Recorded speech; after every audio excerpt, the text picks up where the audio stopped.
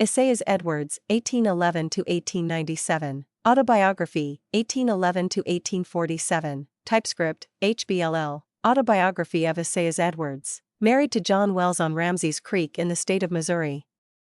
They lived 7 years in that state and then removed to the state of Illinois, living first in Calhoun County, then in Pike, then Adams, then removed to Joe Daviess County where he was living in the year 1845. His sons was Joshua Andrew and Valne, the latter died when he was young. The next of the daughters not recollected. James Bean was the name of my mother's oldest son.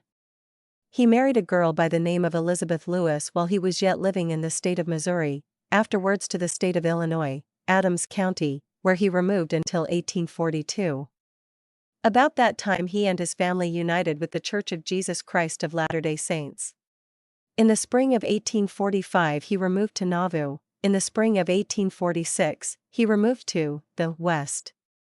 The names of his sons was William George, and James William died while he was young.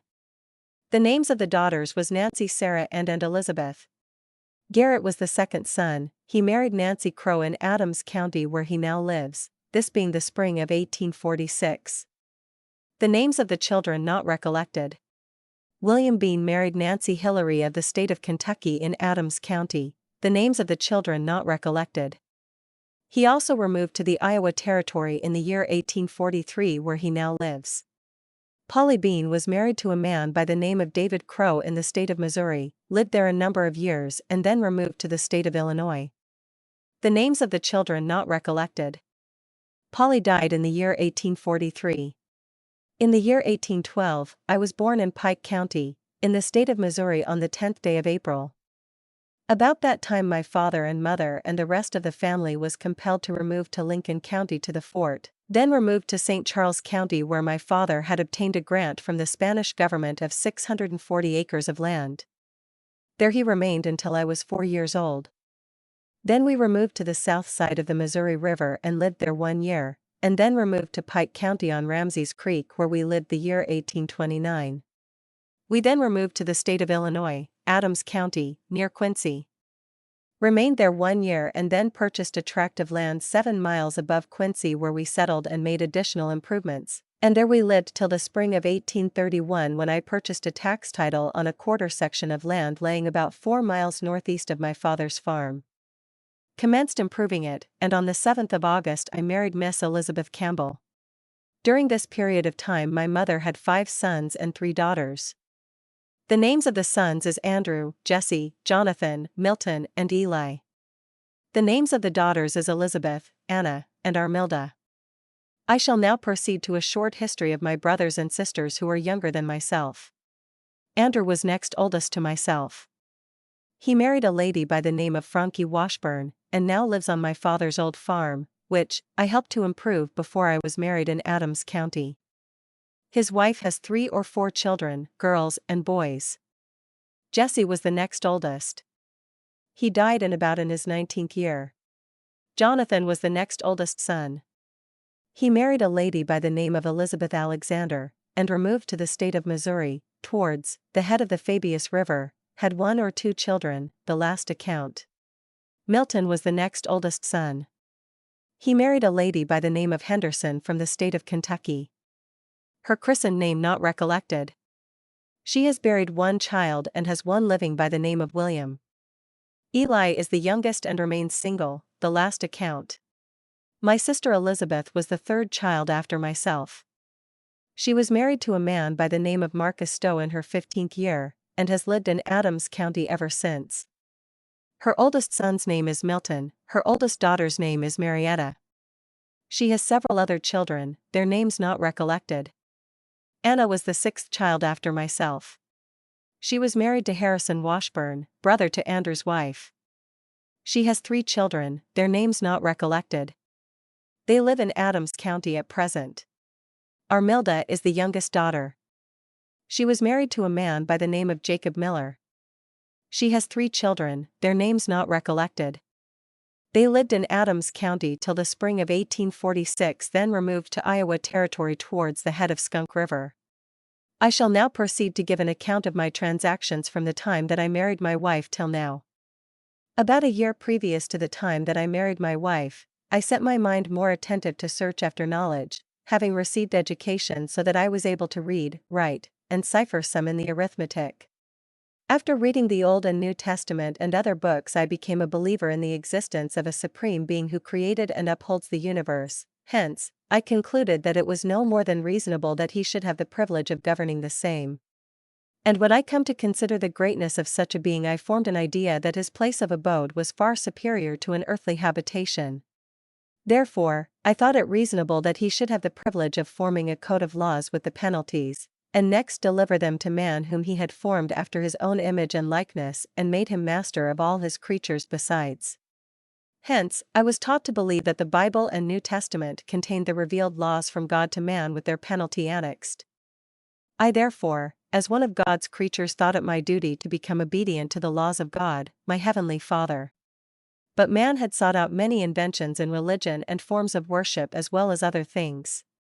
For some truly said, to hear, while others said, to there. Some said, this is the way, while some said, no, for this is the way, follow us. For my part, one did not know which of the churches the Lord was best pleased with, but I was inclined to think that it made no difference what the name of the church was called, so that a person lived humble, feared God, and worked righteousness. My father and mother having belonged to the Methodist Church from before I was born, and of a natural consequence they taught their children to follow their footsteps. I therefore united with the Methodist Episcopal Church, lived in that church until I was married. I married Elizabeth Campbell on the 27th of August, in the year 1831. I was then improving my land which I had purchased in the spring of the same year. But in about a week after we were married, she was taken sick with a fever and lay very low for about 6 weeks. She then gained her strength so that we removed to my land.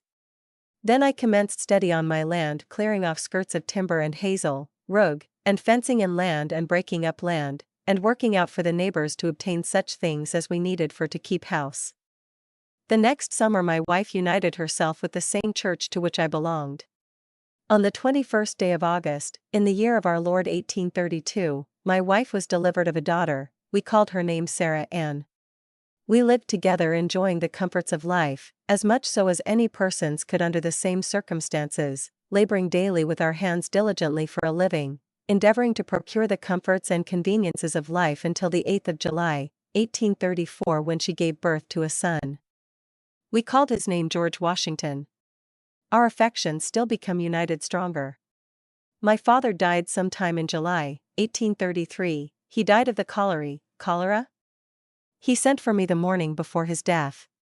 He told me that he was about to leave this world of trouble and rejoiced that he had lived an honorable and upright life and that he should depart in peace, and exhorted me to live in like manner and to teach my brothers and sisters to do so likewise. He also charged me to take charge of his business and settle it up honorable.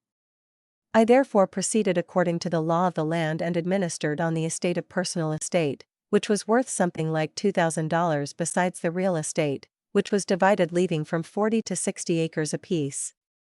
Inasmuch as there considerable of debts to collect, and some of them of old standing and in bad hands, I was some 2 or 3 years before I got the business accomplished. I shall now proceed with an account of my own history. After the birth of our second child we still lived in peace and prosperity, having by our united exertions, by our industry and economy, procured a good farm and stock of all kinds that we needed to make us comfortable. In this way we lived until the 25th of October, 1836. My wife gave birth to the third child, who was a girl. We named her Polly Ann. We still continued to live in peace, union, and prosperity until the spring of 1837. This was the time the Church of Jesus Christ of Latter-day Saints was driven from the state of Missouri, and inasmuch as the greater part of them crossed the Mississippi River at Quincy, they settled in Adams County in great numbers, renting and leasing all the land that could be obtained so as to procure a living. I had then about 8 acres in cultivation, but had rented and sowed wheat in a great part of it, so that I did not expect to spare any more. But as I was going to Fairfield to a 2-day meeting, I found some of those unfortunate individuals camped out in the snowstorm, and I was filled with compassion towards them. And I told them if they would come home with me that I would receive them into my house until that the weather become settled. They told me they was much obliged to me for my kind offer. But they was in search of land to rent, and if they stopped many days they would be out of money. But they said if I could tell them where they could find some land to rent they would like to stop. I told them that I did not know of any in the neighborhood, but I had about 8 acres that I intended to sow in oats. But if they could not do no better, I did not know, but I would rent that. They told me that they knew of no chance anywhere else, and if I would let them have it they would pay any rent that I should ask. So I concluded to let them have it to tend, but inasmuch as it was contrary to my principle to take advantage of the necessity of any person, I did not more than what was customary, which was 1/3. So one of them come home with me. His name was Alexander Williams. He had a large family. I furnished him a house to live in and 8 acres of ground to tend and give him considerable of work to do, for which I paid him a good price. Alexander Williams was an elder in the church and was a very sociable man, and conversed very freely upon the principles of salvation. And inasmuch as I had been taught to believe the Bible both by my parents and priests, that is, to believe that it was the only resource to go to learn the way in which I could obtain a knowledge of the way in which I should walk in order to obtain eternal salvation. And when I come to take a close examination of the Scriptures, I found that the Latter-day Saints was the only people that believed and practiced them in full, and also the only people who professed to enjoy the gifts, graces and blessings of the same. Therefore I made up my mind that if the gifts and blessings of the gospel did actually exist in the church, as was promised in the New Testament, that it should follow the believer that I should throw away all my former traditions and unite with the people that received the greatest blessing from God. Accordingly, I humbled myself before the Lord and asked him that if it was his will that I should unite with the Church of Latter-day Saints, that he would manifest it some way or other as he saw proper. There was one thing which I desired to witness above any other, that was the healing of the sick by the laying on of the hands of the elders. About this time my wife was taken very sick with a strange disease in which I could find no remedy in the way of medicine. And it came to pass that on one evening that Alexander Williams was present. When the time come that we should have prayer, I asked him if he would not lead in prayer. He said he had no objections, so we united in prayer. After we arose, Alexander Williams remarked that it was manifested to him that if Mrs. Edwards would covenant to obey the gospel that it was her privilege to be healed by the laying on of the hands of the elders. But nothing more was said at that time. She still grew worse until the next evening, when she complained of the pains which was in her head and body as being more severe than she was able to bear much longer. I then told her that I thought she would do well to take up with the offer that was made her the night before. She very readily agreed to, and we entered into a covenant before the Lord that if she was healed by the laying on of the hands of the elders that we would obey the ordinances of the gospel, that is baptism by immersion for the remission of sins and laying on of the hands for the reception of the Holy Ghost. Therefore, I went immediately to see Alexander Williams and told him that I desired him to come and administer to my wife that she might be healed of her sickness. He come home with me and we kneeled down and prayed, and then we arose and he laid his hands upon her head and rebuked the disease in the name of Jesus Christ. Her pains immediately left her and she was filled with the Spirit of God. She rejoiced and acknowledged that she had been healed from her pains by the power of God through the instrumentality of the laying on of hands and faith and prayer.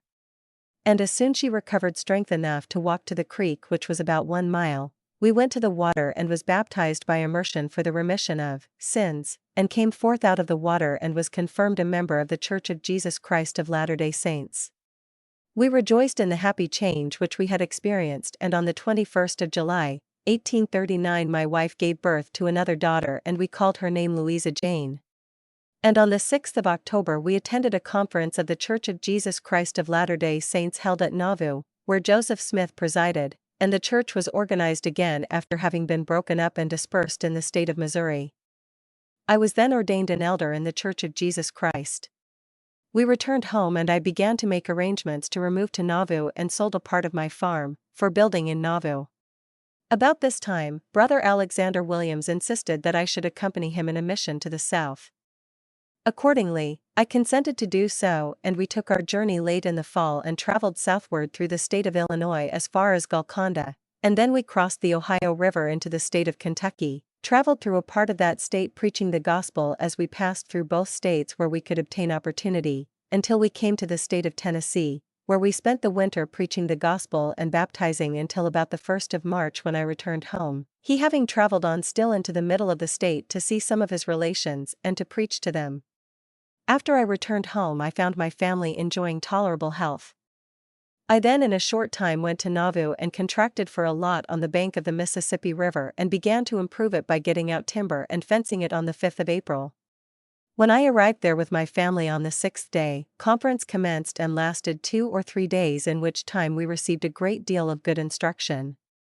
I soon began to make preparations for building by digging a cellar and collecting materials for building myself a house.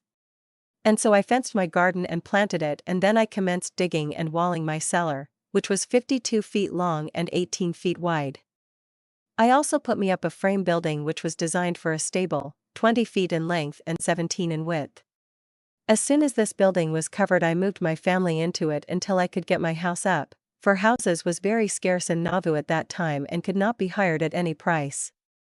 And so we lived all that summer without a house and suffered considerable with the chills and fever. I also was disappointed in obtaining lumber and other building materials, so that I failed to get the walls up that summer. But when winter came, I succeeded in obtaining an old log cabin to live in through the winter.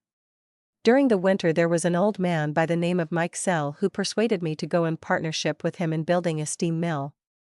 I yet had not sold my farm in Adams County yet, but we had an opportunity of obtaining an engine on credit, so we went to work with all our mights and had the mill running some time in June, both grinding and sawing. But we had gone in debt several $100s, for which I had given my notes. Soon after we had started the mill to running, he proposed to buy my interest in the mill. I told him that if he would pay up the debts, which I had contracted for materials, and refund me the money which I had furnished and pay me for my labor which I had spent towards the mill, that he should have my interest in it. He very readily agreed to do so. I therefore gave him possession of it, trusting to his honor in the matter. But I learned a lesson by so doing which I shall not forget very soon. He put me off from time to time with fair promises until it was too late to recover anything by law. Then I could do no better than to lose my money and labor and pay the debts and let him keep the mill. I was not able to get lumber to finish my house, so I lost several $100s. I succeeded in selling my farm during the summer for $1,200 in money and groceries. So I proceeded to finish off my house and settle a part of the mill debts. The balance, the remainder of the debts, I paid afterwards by laboring for means to do it with.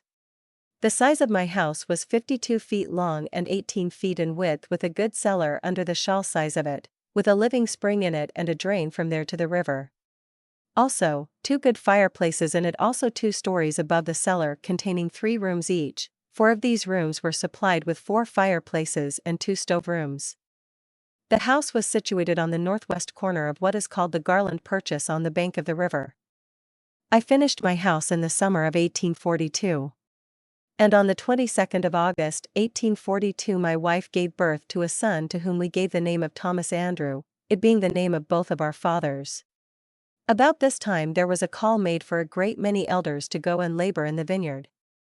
I for one was called upon personally to take a mission by the authorities of the church, to which I readily consented, and towards the last of September, after having made arrangements for my wife to take a visit with the children to our connection, which lives in Adams County about 40 miles distant from Nauvoo where we then lived, I set off on my mission towards Galena in company with a young man by the name of William Greenwood. We traveled on foot, a north course, preaching every opportunity until we came to where my brother-in-law lived. His name was John Wells. He had married my oldest sister, whose name was Sally. We had not seen each other for several years and were very glad to see me, although they were very much prejudiced at what they supposed to be my religion, for we were everywhere misrepresented, in every shape and form that men or devils could think of or invent. But however they had so much confidence in the honesty of my heart, they could not think that I could not be so much deceived as some had reported that the Mormons were. And out of respect to me they made an appointment for me to preach at their house. Accordingly, to the neighbors, and I delivered a lecture on the first principles of the gospel to a respectable congregation which could find no objection. We soon received invitations to preach at different places, so we continued to preach every opportunity for a considerable time without much opposition. Many people appeared to be very much interested with the doctrine which we preached, for it being the doctrine of the Bible and the New Testament which they professed to believe, they could find no fault. However, there was one Methodist priest undertook to oppose us at Elizabethtown, but he was soon put to shame.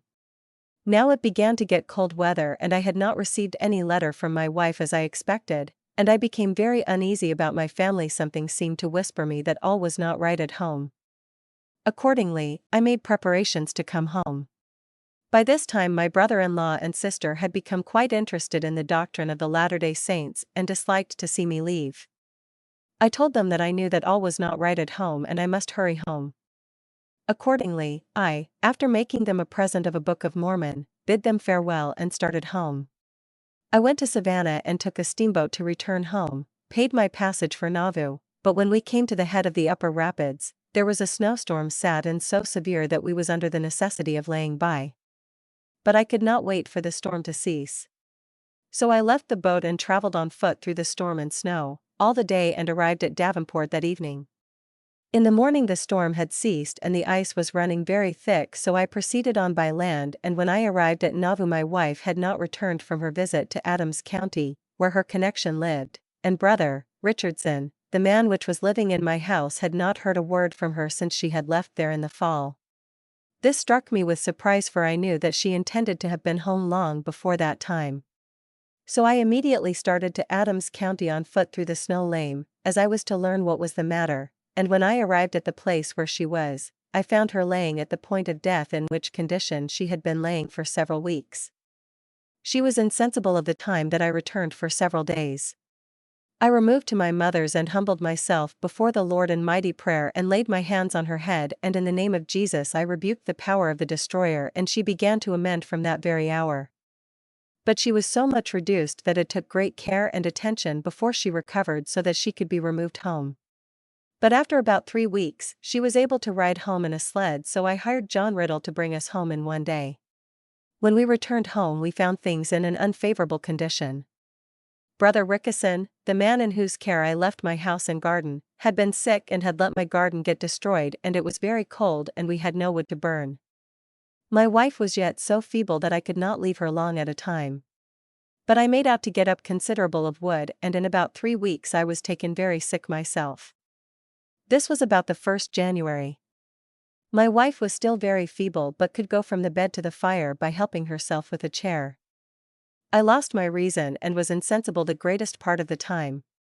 It was very cold and we had a very hard time. The babe had to be fed by hand, it having been weaned in the time of her sickness.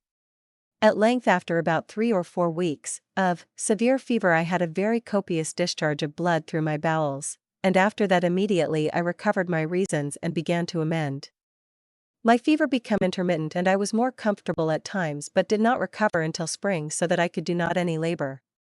At length we all recovered and rejoiced in the God that saved us from death and sustained us through our sickness.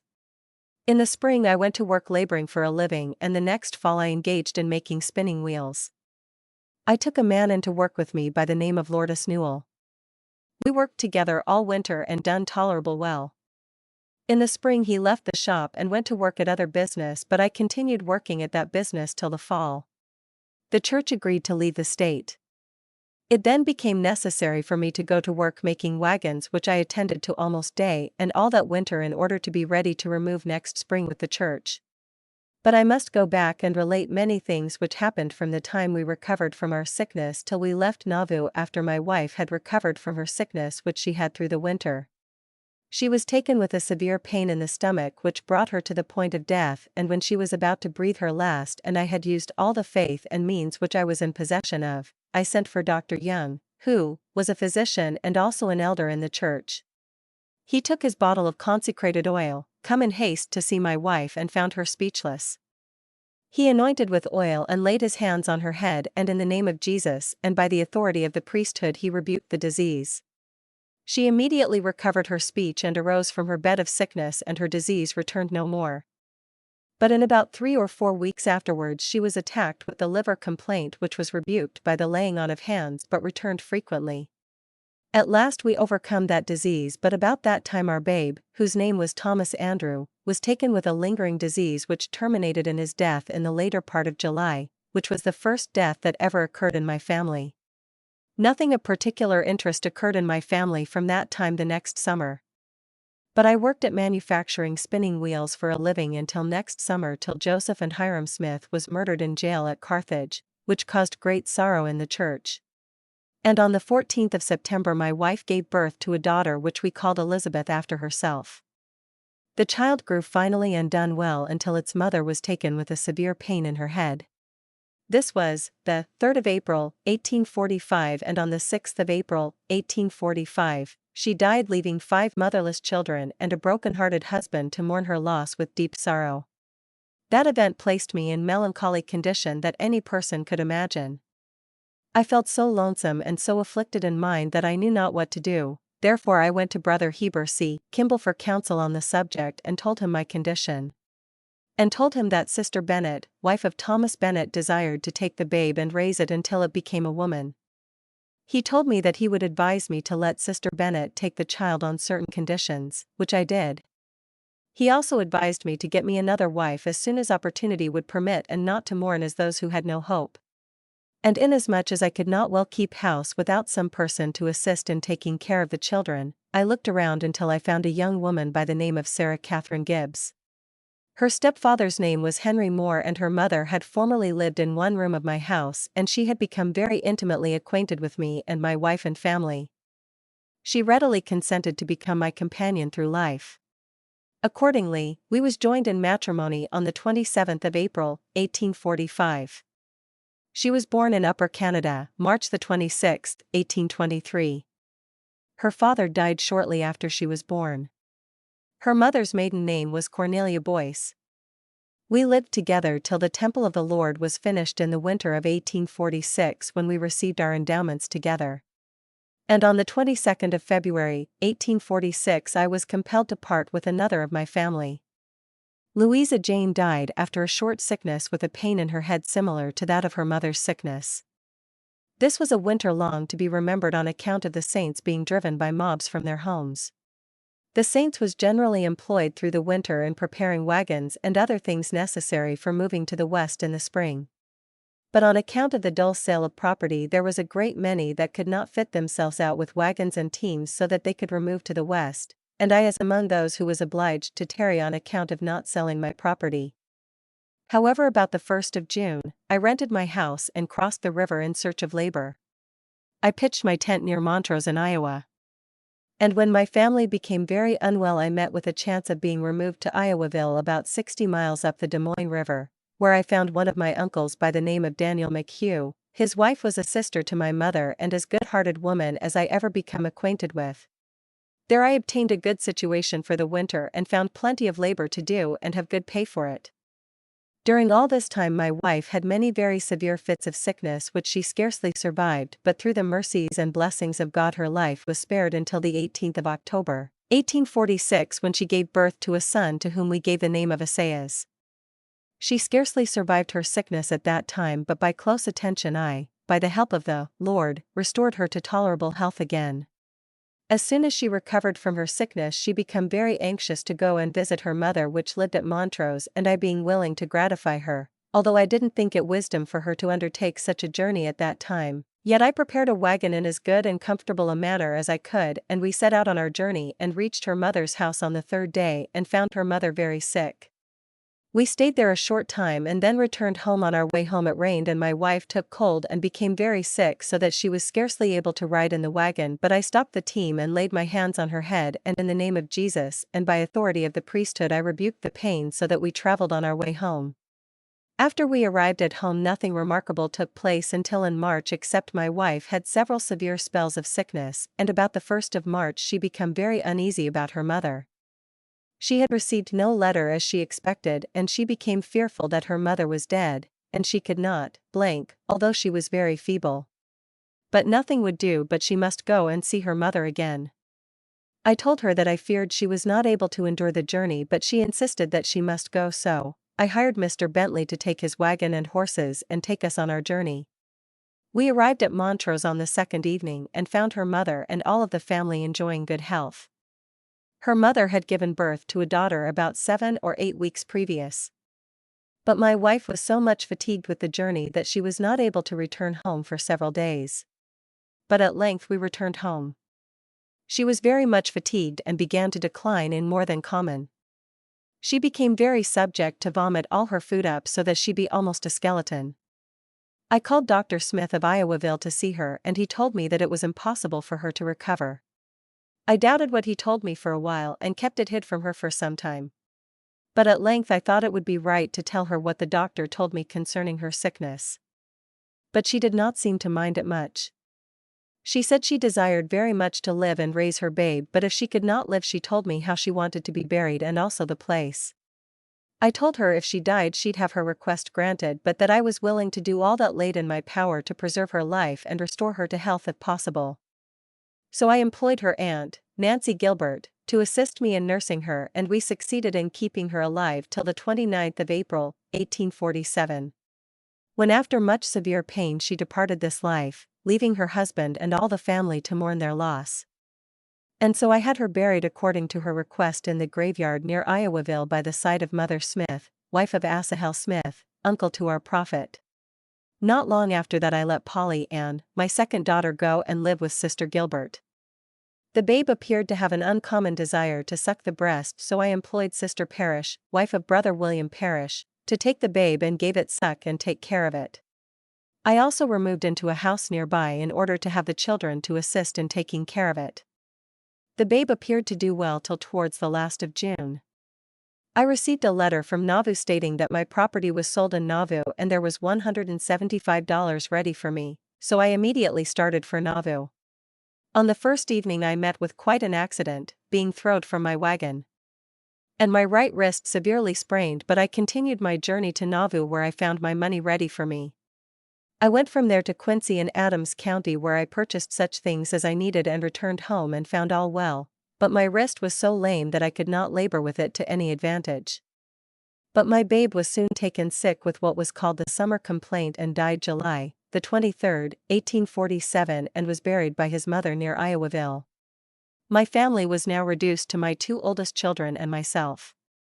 So I began to prepare to remove to the Council Bluffs on the Missouri River where the body of the saints had stopped to winter when on their way to the valley of the Great Salt Lake.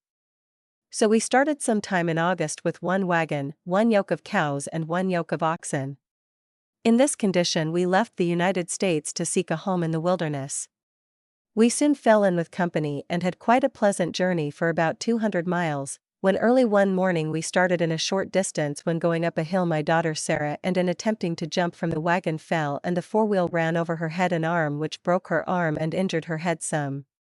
But we stopped the wagons and anointed her wounds in the name of the Lord, and then we drove on without any difficulty till we reached the settlement of the Saints on the Potawatomi lands near the Missouri River, where I stopped and immediately began to make preparations for winter by cutting hay, building a house and so forth. I soon had this accomplished. My location was on what was called Little Mercato Creek, about 1.5 miles from the Indian Mill. About this time I began to think it was about time for me to seek me another companion. I became acquainted with a young woman by the name of Belinda Miles, which was formerly from the state of Ohio and lately from Adams County, Illinois, and at that time lived at Council Point on the Missouri River.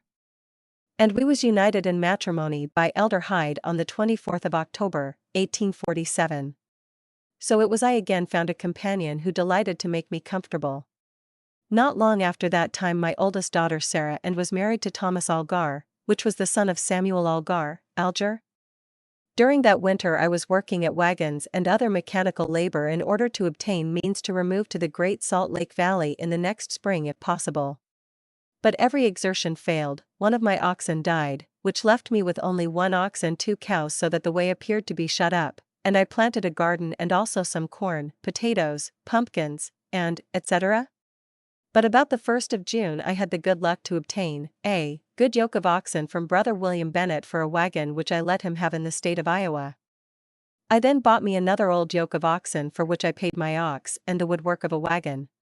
I now had 2 yoke of oxen and 1 yoke of cows and a good wagon which I had made, so I considered myself quite rich. I then sold my garden and crop and obtained 600 or 700 weight of breadstuff, mostly cornmeal and buckwheat flour, with clothing enough to do us for that season.